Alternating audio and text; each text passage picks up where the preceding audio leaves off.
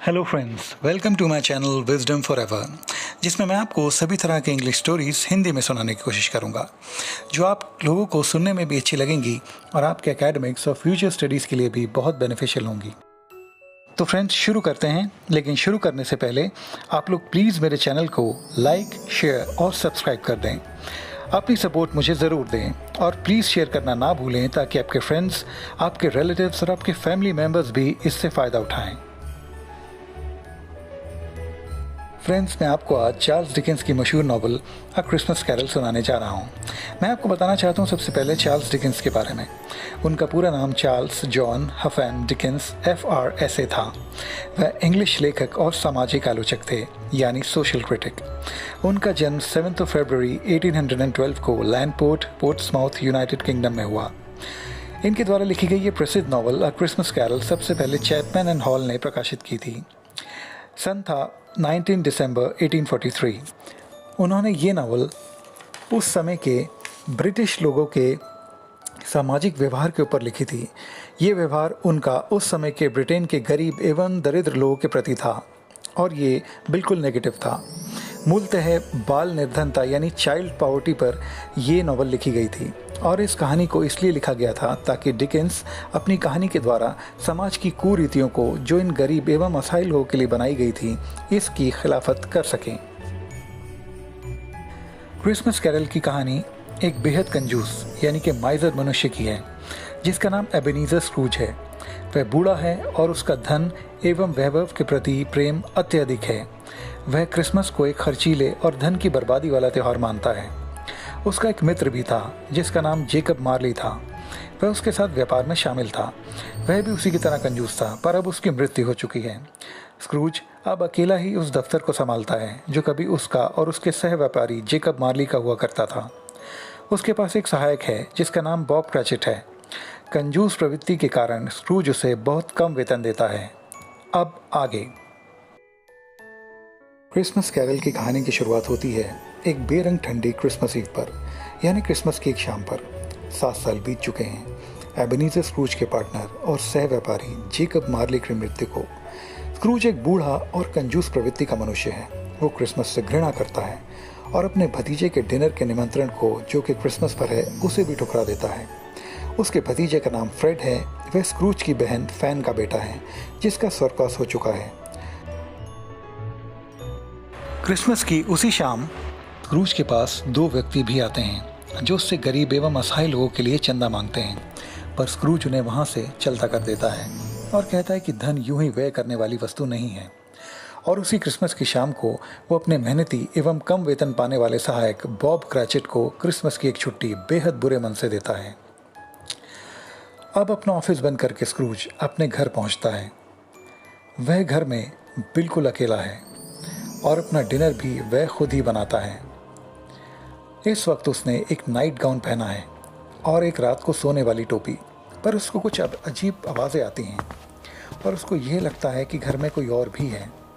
ये आवाज़ें बढ़ती जाती हैं और भारी भरकम कदमों में बदल जाती हैं।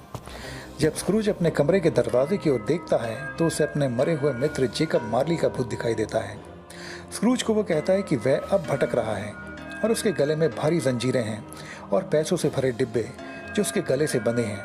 ये जंजीरें और पैसों से भरे डिब्बे ये दर्शाते हैं कि जेकब मार्ली ने जीवन भर सिर्फ लालच और स्वार्थीपन किया है।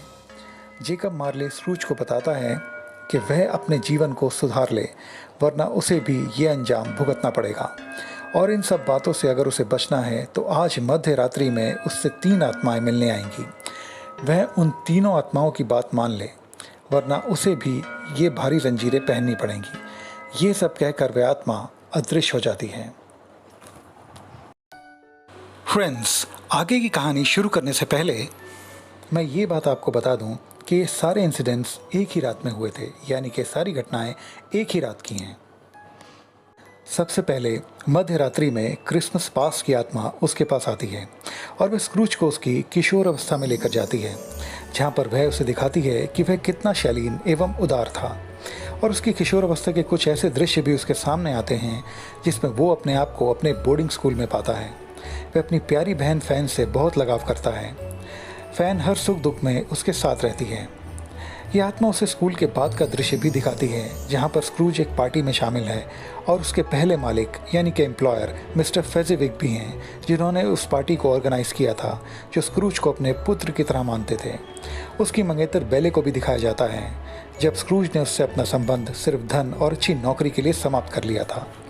वह अब की बेले के पास जाते हैं, जो विवाहित है और उसका बड़ा सा परिवार है, और वह सब लोग क्रिसमस ईव को मना रहे हैं। उस दिन जिस दिन जेकब मार्ले की मृत्यु हुई थी, बेले स्क्रूज के बारे में अब कुछ भी अच्छा नहीं कह रही है, जिससे स्क्रूज का मन बहुत ही उदास हो जाता है और वह उस आत्मा को उस कमरे से हटा देने के लिए कहता है। अब दूसरी आत्मा की बारी आती है, जो कि क्रिसमस प्रेजेंट यानी क्रिसमस के वर्तमान को दिखाती है। वो ये दिखाती है कि किस तरह लोग क्रिसमस की पार्टियों का आयोजन कर रहे हैं। स्क्रूज और वह आत्मा स्क्रूज के भतीजे फ्रेड की क्रिसमस पार्टी भी देखते हैं, और फिर वह आत्मा स्क्रूज को उसके सहायक बॉब क्रैचेट के घर ले जाती है, जहाँ पर एक क्रिसमस पार्टी हो रही होती है। उसमें स्क्रूज को एक छोटा लड़का दिखाई देता है, जो बॉब क्रैचेट का सबसे छोटा बेटा है। उसका नाम टाइनी टिम है, जो कि सख्त बीमार है। वो आत्मा स्क्रूज को बताती है कि टाइनी टिम ज़्यादा दिन तक जिंदा नहीं रह पाएगा अगर वह सब बदलेगा नहीं। मूलतः अगर स्क्रूज ना बदला तो। गायब होने से पहले वह आत्मा स्क्रूज को 2 छोटे बच्चे दिखाती है, जो कि बहुत अधिक दरिद्र एवं असहाय हैं। ये दोनों बच्चे अज्ञानता एवं अभाव हैं, और वह आत्मा स्क्रूज को सावधान होने के लिए कहती है, और स्क्रूज को अपनी जीवन शैली एवं अपना स्वभाव और चाल चलन हमेशा के लिए बदलने पर जोर डालती है, और ऐसे ही बच्चों एवं लोगों की मदद करने के लिए कहती है, और अगर अभी भी वह ना बदला तो उसके लिए बहुत परेशानियां खड़ी हो जाएंगी। अब तीसरी आत्मा की बारी आती है। ये आत्मा ghost of Christmas yet to come, यानी कि क्रिसमस की वो आत्मा जो भविष्य की घटनाओं को दिखाती है, वह आती है। यह आत्मा स्क्रूज को दिखाती है एक मनुष्य का स्वर्गवास एवं उसकी अंतिम क्रिया, जिसमें सिर्फ शामिल होने के लिए एक व्यापारी यहाँ तक कहता है कि मैं इस मनुष्य की क्रिया में शामिल हो जाऊँगा तभी जब उसे दोपहर का भोजन दिया जाए, यानी कि इफ़ लंच इज़ प्रोवाइडेड। उसने ऐसा ही कहा। स्क्रूज की सफाई वाली, धोबन और एक स्थानीय कब्र खोदने वाला उसकी बाकी बची जायदाद को लेकर एक ऐसे आदमी को बेचते हैं जो चोरी का सामान खरीदता और बेचता था। जब वो यह सब देखकर विश्वास कर लेता है कि वो मृत मनुष्य कोई नहीं पर स्क्रूज ही है, और वह उस आत्मा को कहता है कि किसी ऐसे मनुष्य को दिखाए जो उसकी मौत पर अत्यंत दुखित है, तो वह एक ऐसे गरीब दंपत्ति का दृश्य दिखाता है जो कि स्क्रूज की मौत पर खुश है, और उनको अब ये समय मिल गया है कि वो अपने पैसों को ठीक से सही जगह पर पहुंचा दें। इसके बाद वह आत्मा एक और दुखित कर देने वाले दृश्य स्क्रूज को दिखाता है, जिसमें टाइनी टिम की मृत्यु हो गई है और बॉब क्रैचेट और उसका पूरा परिवार शोक में डूबा हुआ है। और फिर आखिर में वह आत्मा स्क्रूज को एक खाली कब्र दिखाता है, जिस पर एक आदमी का नाम लिखा हुआ है। यह देखकर स्क्रूज अत्यंत दुखित होता है कि ये नाम उसी का है, और अपने आप को हमेशा के लिए बदलने का फैसला कर लेता है। अब स्क्रूज की आंखें खुलती हैं और वह अपने आप को अपने बिस्तर पर अपने घर में पाता है। क्रिसमस की सुबह हो चुकी है। अब स्क्रूज एक बदला हुआ इंसान है। वो दिल से बहुत ही अच्छा हो गया है। वो एक बड़ी टर्की खरीदकर टाइनी टिम के घर पर उनके क्रिसमस डिनर के लिए भेजता है, और उन 2 लोगों को भी जो उससे चंदा मांगने आए थे उस शाम में, उनको भी वह बहुत अच्छी और भारी रकम देता है, और अगले दिन वह बॉब क्रैचेट की तनख्वाह भी बढ़ा देता है, और वो टाइनी टिम के लिए एक पिता की तरह बन जाता है। फिर वह अपने आप ही अपने भतीजे की क्रिसमस पार्टी में पहुंचकर सबको हैरान कर देता है, और वहां पर बैठे अपने भतीजे फ्रेड तथा उसके मित्रों को उपहार देने का वादा करता है, तथा सबको अपने घर पर क्रिसमस डिनर का निमंत्रण भी देता है। तब से लेकर स्क्रूज की छवि एक मददगार, उदार एवं शालीन और समझदार व्यक्ति के रूप में बन जाती है, जो क्रिसमस स्पिरिट को यानी क्रिसमस की उस मददगार आत्मा को हमेशा अपने अंदर बनाकर रखने वाली होती है। फ्रेंड्स, डिकेंस ने अपनी इस कहानी का नाम अ क्रिसमस कैरल क्यों किया था?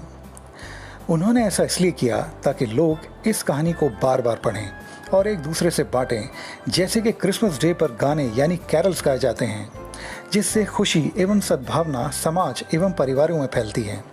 इससे परिवार जुड़ते हैं और एक ईश्वरीय शांति सबको मिलती है।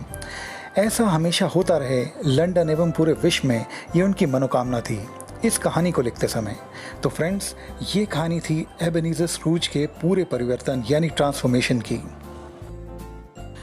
तो फ्रेंड्स, इसी तरह से हम सब लोग भी समाज से हर कुरीति को मिटाकर एक अच्छे एवं नेक समाज की स्थापना करें। तो इसी के साथ फ्रेंड्स, मैं आपसे लेता हूँ विदा। मिलते हैं मेरे अगले वीडियो में, तब तक के लिए बाय बाय।